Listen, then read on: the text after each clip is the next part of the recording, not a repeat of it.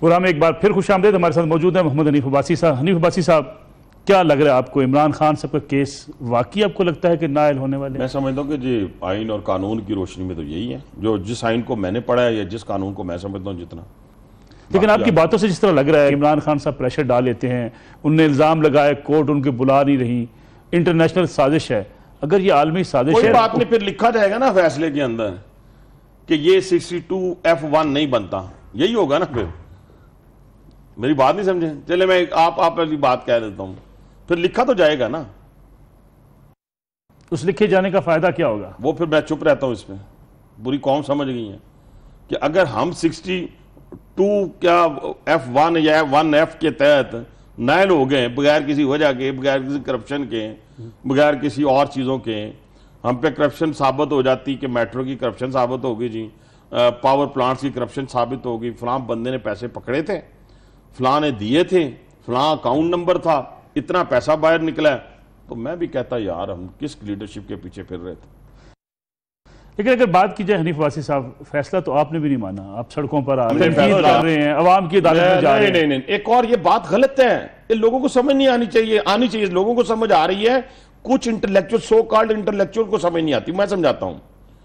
और भाईजान अपना जो जुल्फ़िकार अली भट्टो था उसको फांसी लग गई। फैसला हमारे खिलाफ तो फैसला यही आया ना डिस्क्वालिफिकेशन का, उसको फांसी लग गई। वो आज भी भट्टो बिक रहा है जी। और नवाज शरीफ को आप दिलों से नहीं निकाल सकते। लीडर तो नवाज शरीफ है, मैं मानता हूं लीडर नवाज शरीफ है, मेरा लीडर नवाज शरीफ है, मैं मान रहा हूं मलिक साहब। और लोगों के दिलों में बसता है नवाज शरीफ। उसकी वजह आप देख लीजिएगा इंशाल्लाह बुध वाले दिन जब वो निकलेंगे। हमने फैसला मान के अपना ओहदा छोड़ दिया। पार्टी की लीडरशिप की एहलियत उनकी नहीं हो सकती। किसने कहा है? क्या फैसले की रूह से सदारत नहीं हो सकती ना? ओहो, लीडरशिप नहीं, ये नहीं खत्म हो सकती।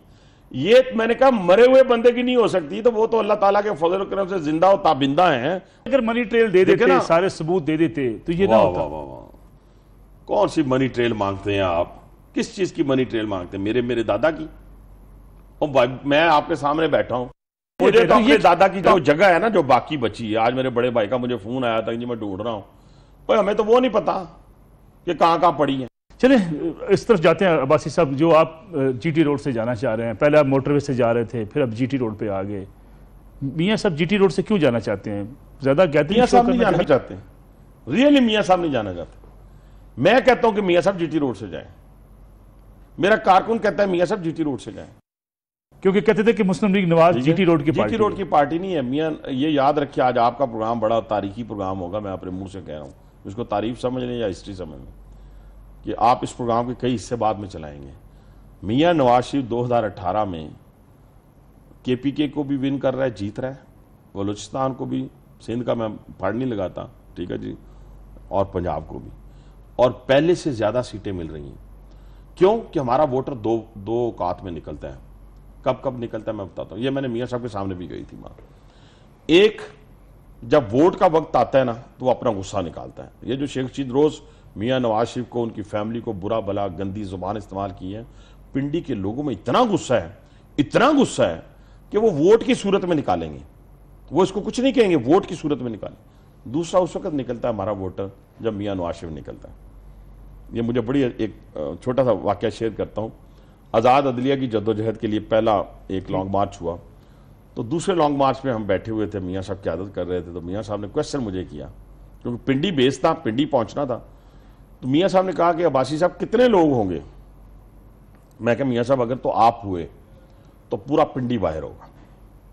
तो दूसरी बड़े ही प्यारे और अच्छे अंदाज में उन्होंने पूछा कि अगर मैं ना हुआ तो मैं कहा उतने ही होंगे जितने पहले धरने में थे, पहले लॉन्ग मार्च में थे, जो अदलिया की आज़ादी की। अदलिया आज़ाद उस वक्त हुई थी जब नवाज शरीफ अपने घर से निकला था, और जब उनको यह कहा गया था कि आपकी जान को खतरा है, खुदकुश हमलावर तैयार हैं, तो गुजरांवाला तक पहुंचे। सारी उम्र के लिए नाअहल लीडर क्या अगला इलेक्शन जीत सकेगा?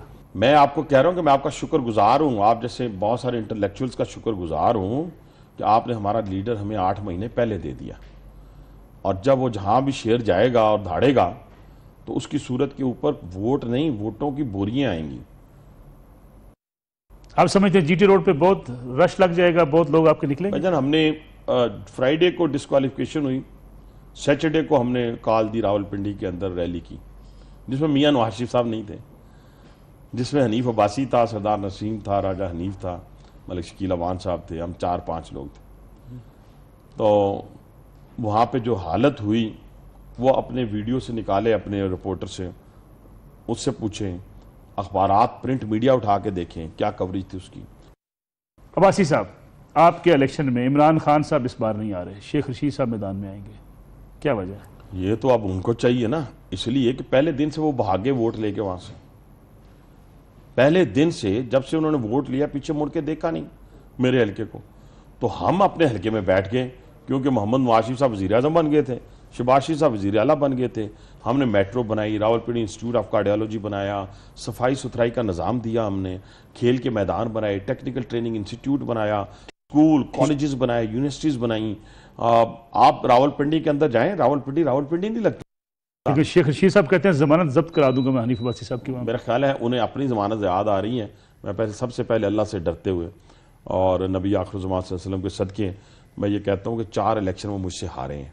आपको मैं रिजल्ट ज़रा बता दूँ लोगों के सामने, ताकि ये, क्योंकि जब ये किसी के सामने बैठे होते हैं तो जो सामने उससे क्वेश्चन कर रहा होता है वो उससे पूछता ही नहीं है, यार तुम कहते मैं 1 दफ़ा नहीं आ रहा तो 4 दफ़ा आ रहा है, और पहला इलेक्शन ये मुझसे आ रहा जब ये पूरी हुकूमत थी और इनके भतीजे को वोट पड़े थे 9,000, मुझे पड़े थे 45,000।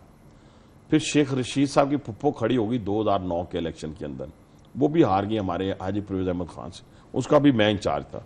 2008 में मेरे से ये इलेक्शन हार गए, इनके थे 11,000 और मेरे थे 80,000, अगर कौम को याद हो और आपको भी याद हो। याद है कि नहीं याद? 2010 में मियां नवाज शरीफ साहब ने मुझे कहा कि आप NA-56 छोड़कर NA-55 से बाई इलेक्शन लड़ें।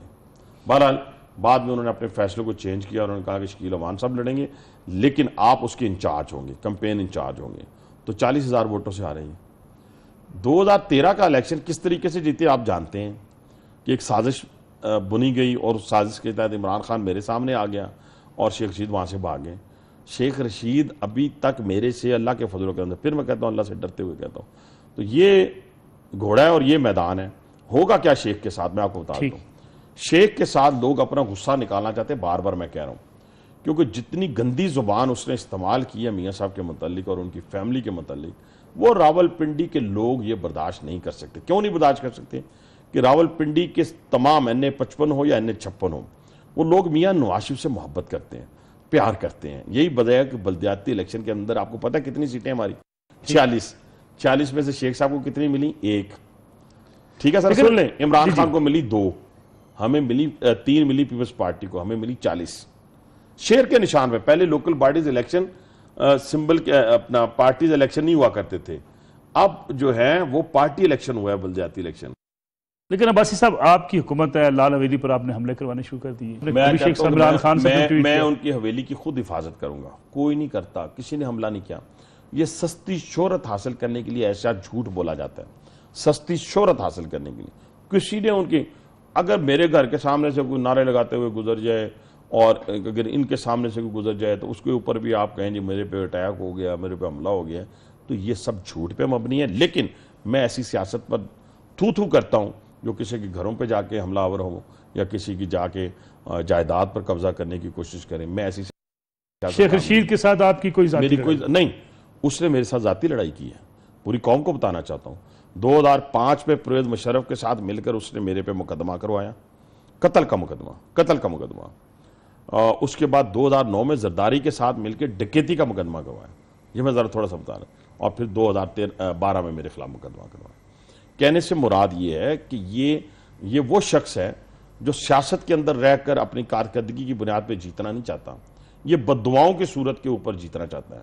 और यही इमरान खान का है कि वो सियासी मैदान के ऊपर मियां नवाज शरीफ को शिकस्त नहीं दे सके, बद्दुआओं की सूरत के ऊपर और साजिशों की सूरत के ऊपर वो इलेक्शन जीतना चाहते हैं। जीटी रोड पर पिंडी निकलेगा आखिरी इंशाल्लाह ताला, जैसे डिस्क्वालिफिकेशन के वक्त निकला है उससे ज्यादा तादाद में निकलेगा।